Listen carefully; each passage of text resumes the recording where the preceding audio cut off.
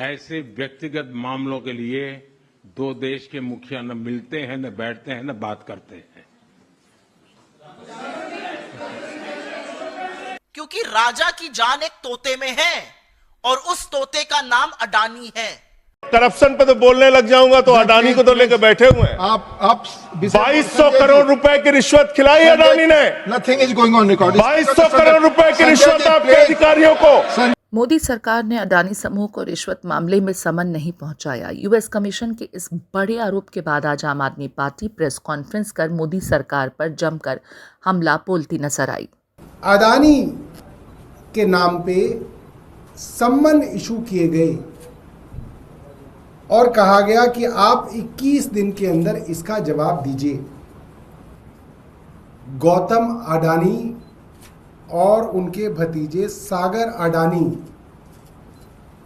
के ऊपर United states of America के डिपार्टमेंट ऑफ जस्टिस और US security and exchange commission, जिसको SEC कहा जाता है,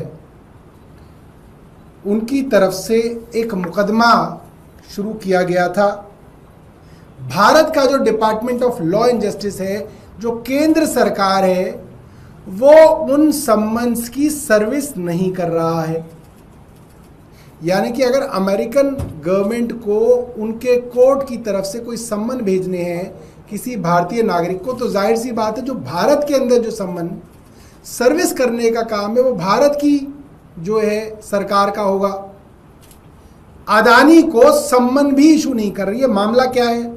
दरअसल अमेरिकी प्रतिभूति और विनिमय आयोग की रिपोर्ट के मुताबिक मोदी सरकार ने भारत में रिश्वत देकर सरकारी कॉन्ट्रैक्ट हासिल करने के मामले में अडानी समूह को समन जारी नहीं किया है। अडानी समूह पर 2500 करोड़ की रिश्वतखोरी का आरोप है। यूनाइटेड स्टेट्स के district court, eastern district New York ने सम्मन किया है। ये होता है डिस्ट्रिक्ट कोर्ट। और उन्होंने किस चीज पे उनको सम्मन किया है? मामला है भ्रष्टाचार और रिश्वतखोरी का। और उससे भी ज्यादा इंटरेस्टिंग बात यह है कि वो रिश्वतखोरी का जो आरोप है वो ऐसा नहीं है कि वो रिश्वतखोरी अमेरिका में दी गई या ली गई या देने की कोशिश की गई।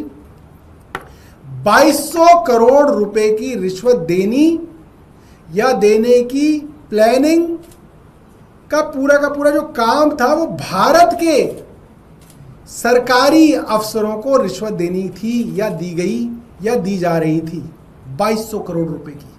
United states securities and exchange commission USSEC ने न्यूयॉर्क की एक अदालत में दाखिल एक रिपोर्ट में खुलासा किया कि भारत सरकार ने गौतम अडानी, उनके भतीजे सागर अडानी और अडानी समूह को रिश्वतखोरी के मामले में समन और शिकायत पत्र पहुंचाने में अब तक कोई प्रगति नहीं की है। ये समन पिछले 6 महीनों से भारत के कानून मंत्रालय के पास लंबित है। और केंद्र सरकार क्यों इसके अंदर अपनी बेइज्जती करा रही है? केंद्र सरकार क्यों पूरी दुनिया के अंदर बदनामी ले रही है कि साहब एक ये केंद्र सरकार है जो इनके यहाँ एक इतना बड़ा उद्योगपति जिसके ऊपर भ्रष्टाचार के आरोप लगे हैं, अमेरिका की कोर्ट उन्हें बुला रही है कि अपना जवाब दो, और भारत सरकार कह रही है हमें अडानी नहीं मिल रहा। उन्हें अडानी नहीं मिल रहे कि वो सम्मान दे सके उनको। 6 महीने हो गए। इतना ही नहीं, आम आदमी पार्टी की प्रेस कॉन्फ्रेंस में प्रधानमंत्री नरेंद्र मोदी को भी सवालों के कटघरे में खड़ा किया गया है। आम आदमी पार्टी की तरफ से ये दावा किया गया कि प्रधानमंत्री जिन देशों के दौरे पर जाते हैं उनके दौरे के इर्द गिर्द अचानक गौतम अडानी को उस देश से एक बड़ा कॉन्ट्रैक्ट मिल जाता है।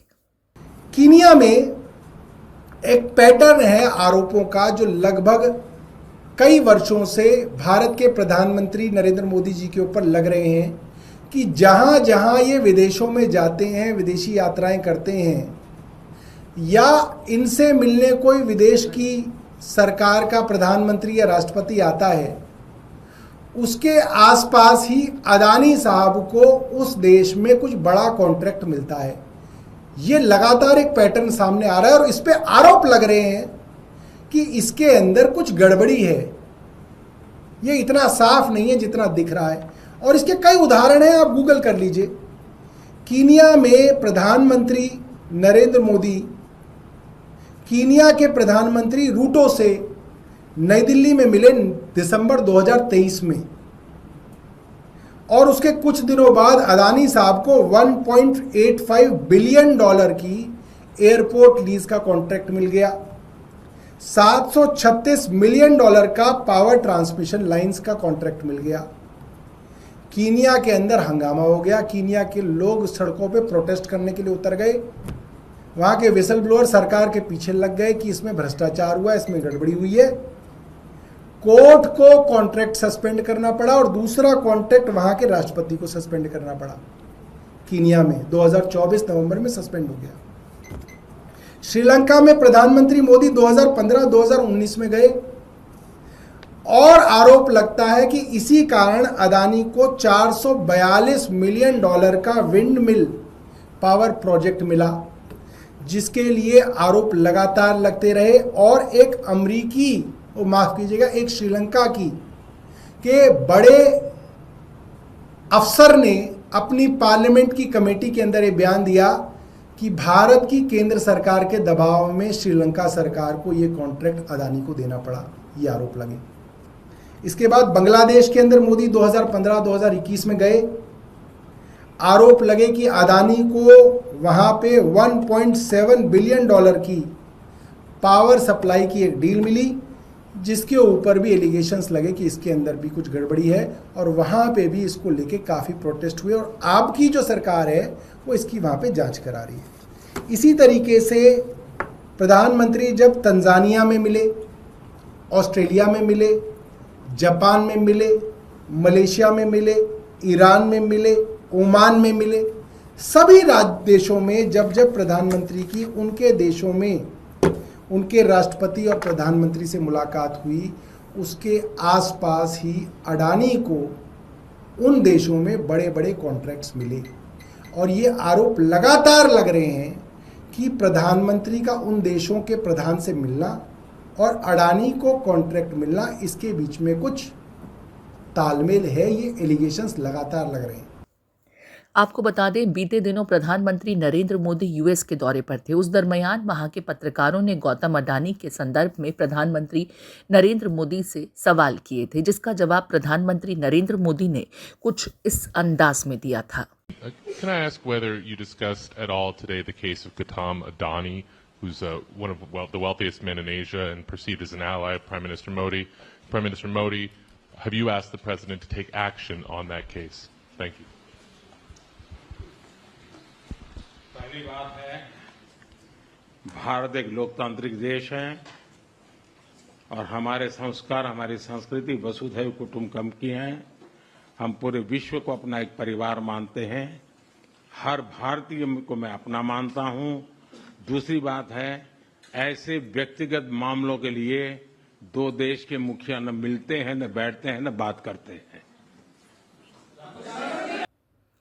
आपको बता दें, न्यूयॉर्क एसईसी ने अपनी फाइलिंग में कहा कि हमने भारत के कानून और न्याय मंत्रालय के साथ कम्युनिकेशन किया और डिफेंडेंट्स और उनके वकीलों को सीधे नोटिस और समन की छूट के लिए अनुरोध भेजा, लेकिन भारतीय अधिकारियों ने अभी तक इन दस्तावेजों को तामील नहीं किया है। आपको बता दें, गौतम अडानी के मुद्दे को लेकर विपक्षी दल भी लगातार संसद से लेकर के कई प्लेटफॉर्म्स पर सरकार से सवाल पूछते नजर आए हैं, लेकिन अडानी मामले को लेकर के वर्तमान केंद्र सरकार की चुप्पी हमेशा देखने को मिलती है। करप्शन पे तो बोलने लग जाऊंगा तो अडानी को तो लेकर बैठे हुए हैं। आप 2200 करोड़ रुपए की रिश्वत खिलाई अडानी ने। Nothing is going on record. 2200 crore रुपए की रिश्वत आपके अधिकारियों को। संजय जी, 2200 करोड़ की रिश्वत। संजय जी प्लीज। सर वो क्या बोल रहे हैं सर? वो आप इधर बोलेंगे कि उधर बोलेंगे प्लीज। सर 2200 करोड़ रुपए की अडानी ने रिश्वत खिलाई हिंदुस्तान में महंगी बिजली बेचने के लिए। और एक बात तो सच है, यहां पर वो क्यों सेफ है और कैसे सेफ है, यहां पर उनसे कोई एजेंसी सवाल नहीं पूछ रही है। सदन में उनका नाम ले लो, चर्चा तो बड़ी दूर की बात है, नाम ले लो तो सदन स्थगित हुआ जा रहा है। सभापति चीख चीख कर कह रहे हैं कुछ चीज रिकॉर्ड पर नहीं जाएगी। उनके लिए नियम कानून बदले जा रहे हैं, उनके लिए पूरी सरकार, सारे मंत्री, सारे सांसद उनकी पैरवी करते घूम रहे हैं। पूरी की पूरी भारतीय जनता पार्टी उनके बचाव में उतरी हुई है। तो ये सब क्यों हो रहा है? क्योंकि राजा की जान एक तोते में है और उस तोते का नाम अडानी है। इसके अलावा और कोई कारण नहीं है। ये मामला भारत और अमेरिका के बीच व्यापारिक और कूटनीतिक संबंधों पर असर डाल सकता है, क्योंकि अडानी समूह भारत के बुनियादी ढांचे और ऊर्जा क्षेत्र में एक प्रमुख खिलाड़ी है। अडानी समूह के खिलाफ ये जांच तब शुरू हुई जब मार्च 2023 में सागर अडानी को अमेरिका में एक ग्रैंड जूरी सबपूना मिला और उनके इलेक्ट्रॉनिक उपकरणों को जब्त किया गया। इस मामले में आगे की प्रगति के लिए अब सभी की नजरें भारतीय अधिकारियों की कार्रवाई पर टिकी हैं। इस पूरे मामले को आप किस तरीके से देखते हैं और विपक्षी खेमा अडानी को लेकर प्रधानमंत्री नरेंद्र मोदी को जिस अंदाज में सवालों के कटघरे में खड़ा करता है, क्या आपको लगता है कि इस बार ये मामला गरमाने वाला है? आपके कमेंट्स का इंतजार रहेगा।